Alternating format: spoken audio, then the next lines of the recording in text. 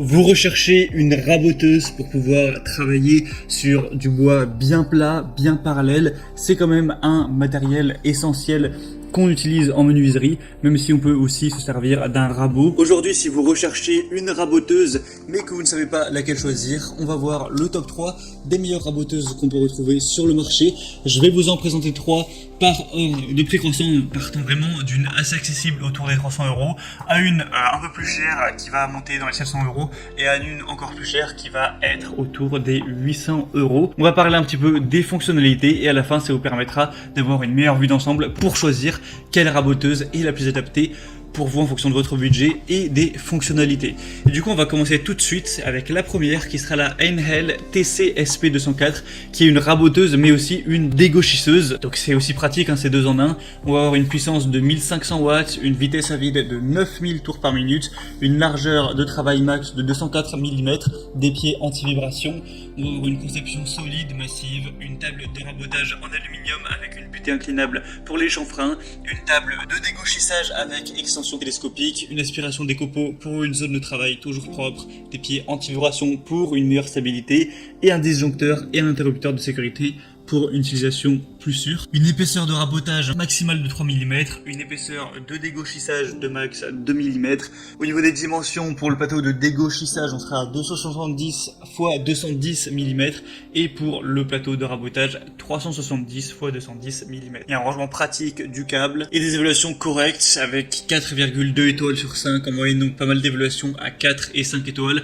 Mais c'est vrai que c'est quand même très peu cher pour une raboteuse dégauchisseuse. Donc peut-être que le produit n'est pas le plus qualitatif du marché, mais ça peut être très intéressant si vous avez plutôt un petit budget. La deuxième qu'on va voir, c'est la Makita 2012 NB. Donc là par contre ce sera vraiment qu'une raboteuse, hein. Il n'y aura pas le côté dégauchisseuse. On va dire que c'était vraiment un bonus pour la première, mais aujourd'hui je voulais surtout présenter en premier plan des raboteuses. Celle-ci aura une puissance de 1650 watts, une vitesse de 8500 rotations par minute, elle va peser 27 kg. On aura une longueur du cordon de 5 mètres. On a un système de refroidissement optimisé, un moteur guidé sur 4 colonnes pour un maximum de stabilité, une largeur de rabotage de 304 mm, une hauteur de coupe de 150 mm, une profondeur de rabotage de 3 mm, avec une vitesse d'avancement supérieure à celle présentée juste avant qui sera de 8,5 mètres par minute. Tout ça pour une pression sonore de 75 décibels. Alors celle-ci sera beaucoup plus chère, ça c'est sûr, mais elle a quand même des largement meilleures évaluations avec 4,5 étoiles sur 5 sur plus de 380.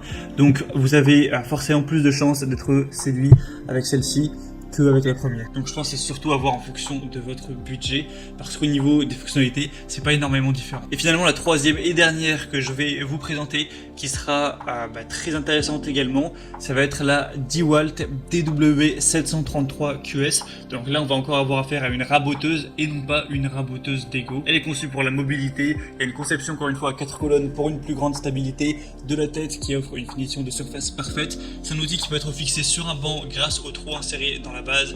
On va avoir une puissance de 1800 watts, une vitesse à vide de 10 000 tours par minute, une profondeur de brossage de 2 mm, une capacité d'épaisseur de 152 mm, au niveau de la puissance 8 mètres par minute, un poids assez massif de 33,6 kg et pour le prix ce sera légèrement supérieur à la Makita pour des évaluations à 4,3 étoiles sur 5. Donc là c'est quand même un peu moins bien que la Makita, donc finalement le meilleur choix c'est peut-être la deuxième, mais à vous de voir. En tout cas si vous voulez voir plus d'informations sur chacune de ces raboteuses ou raboteuses dégauchisseuses pour la première, il y a tous les liens dans la description, donc les liens vers chacune en fonction de leur heure d'apparition. Vous pourrez voir plus d'images, plus d'informations, plus de détails, voir par vous-même les évaluations clients, les questions-réponses, aussi ce qu'on dit sur les avis, les personnes qui l'ont acheté. En fonction de ça, choisissez celle qui vous convient le mieux en fonction de vos besoins. Commandez-la, ça pourra arriver en quelques jours chez vous, même si là, à l'heure où je tourne la vidéo, la première est en rupture de stock et vous pourrez commencer à l'utiliser. J'espère que ce comparatif aura pu vous aider à faire votre choix. Si c'est le cas, n'hésitez pas à aimer cette vidéo, abonnez-vous à la chaîne YouTube et moi je vous souhaite de passer une bonne fin de journée ou une bonne fin de soirée. À très vite, à la prochaine. Ciao.